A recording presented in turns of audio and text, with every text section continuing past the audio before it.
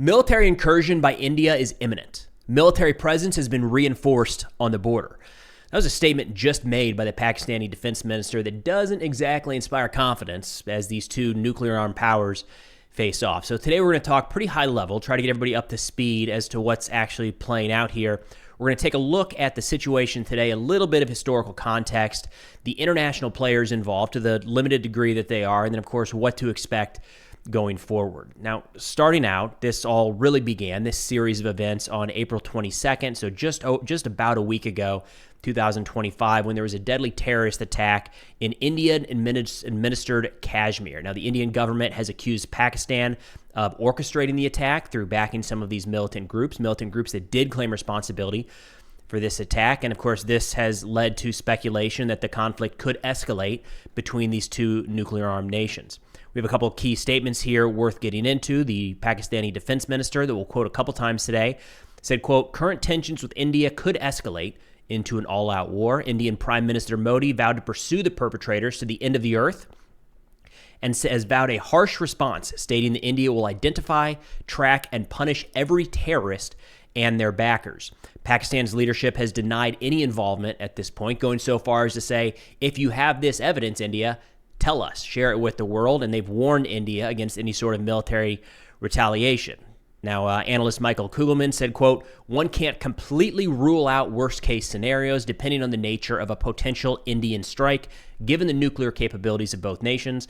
And the New York Times reported just a couple days ago that India appears to be building a case for military action rather than de-escalation. So that's the concern right now, right? We have two nuclear-armed nations that have been at odds for a long time, to be fair, but as tensions spike, we see that right now it looks like India is increasing the possibility of some sort of military retaliation.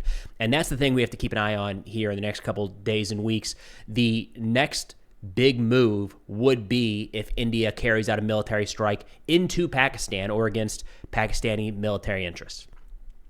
Now, starting with a very brief history on this, we got to go back to 1947 when British colonial rule ended, and India and Pakistan were created through a partition that was based on religious lines, India being predominantly Hindu and Pakistan Muslim. Kashmir, then, the area where the terrorist attack took place, is a mountainous region with a Muslim majority population and has since 1947 been a major flashpoint. Now, the first war between these two was back in 1947, and there's been a series of conflicts since then, including pretty major conflicts in 1965, 1999.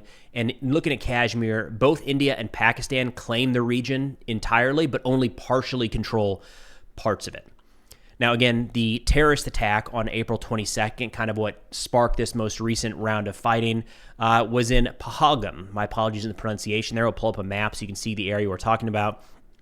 It's listed as a scenic touristy spot in Indian-administered Jammu and Kashmir. The attack killed 26 people, mostly Hindu tourists, and injured 17. It was the deadliest attack on civilians in the region in over 2 decades. Now, there is a group that has claimed responsibility for this attack. So the perpetrators are known to the extent that any terrorist group claims responsibility. And of course, there's people that when that happens, they say, wait a minute, conspiracy, it wasn't actually them. But nonetheless, we do have a group that right away claimed responsibility for it, and it kind of fits.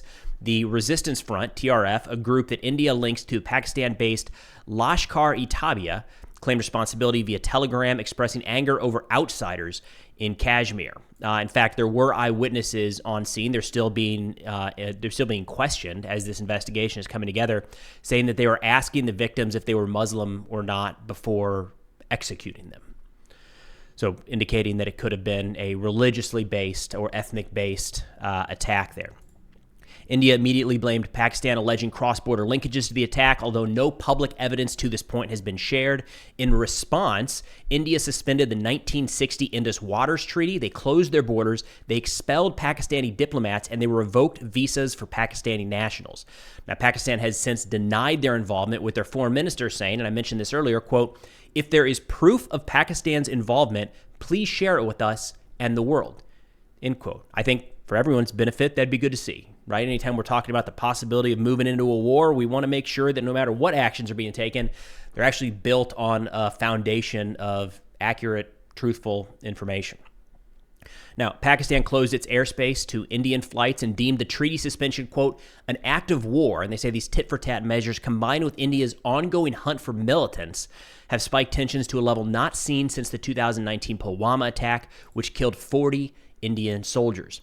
Now, in terms of how things look right now, Reuters is reporting a series of small arms engagements along the line of control for 4 consecutive nights now, with India saying they are responding to unprovoked Pakistani firing. India's army, for what it's worth, is conducting widespread searches across this area for the militants that claimed responsibility for this attack.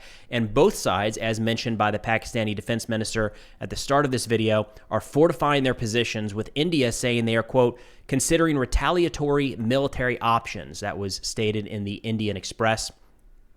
Again, moving to the Pakistani defense minister, he said, quote, we have reinforced our forces because it is something which is imminent now.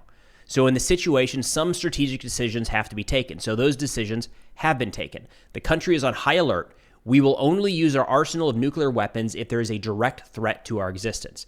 And look, hate to see the topic of nuclear weapons use being brought up at all.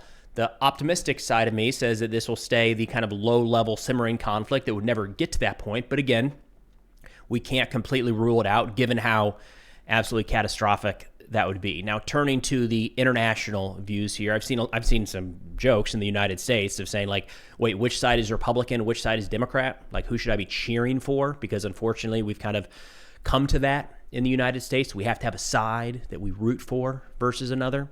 Right now, the answer is not really either. The United States is largely staying out of this. We are, to a degree, allies with both Pakistan and India. You could argue that we are more allies with one, less allies with the other. Nonetheless, these are both our friends, and we do not want to see a war between the two. The United States so far has urged India and Pakistan to engage in dialogue and avoid further escalation. The U.S. has condemned the terrorist attack, which is always a pretty safe move, but they've refrained actually from directly blaming Pakistan for assisting or supporting the group in carrying it out. The other major player here appears to be China. China is following a very similar path to the United States, calling for restraint, trying to emphasize regional stability. So we are not seeing, as it sits today, international players kind of lining up on one side or the other. Right now, this is entirely an India and Pakistan issue with international superpowers, the United States, China, and others, or large powers at the very least, coming in to say, guys, come on, back it up. Let's take it easy. Let's cool off. Now, getting into the possible, I was going to say best case and worst case scenario here. Best case, pretty simple, right? The two sides get to talking, they find a way to de-escalate this, and there's some sort of new agreement or peace negotiation in Kashmir. It's pretty simple, not really different from any other time. Worst case here, of course, has to be considered. Escalation could lead to some sort of full-scale war. Given both nations' access and stockpile of nuclear weapons, we have to keep that back of mind. It's been a while since we've had two nuclear-armed powers engaged in a hot conflict. And the New York Times actually had an interesting note here where they're looking beyond the Indian military response that we're expecting sometime here in the coming days. And by and large, that's where people are looking to see how and if this is going to escalate. What is India going to do? And based off of India's military action, we may or may not see a significant reaction from Pakistan. But what they're saying is India's treaty suspension over the water that we were talking about a minute ago could significantly choke Pakistan's water supply, which might actually prompt a desperate response from Pakistan. So that kind of leads us into the next portion here, what to watch for in the coming days and weeks. And the first one I want to bring up are protests, because look, every government around the world, no matter what type they are, to some degree, have to answer to their constituents, and they listen to kind of the direction the country is going. So even when you go to like the extreme autocracies where it's complete top-down rule, if they go completely against what their people are saying, it risks their power more than if they just go along with kind of the direction things are going.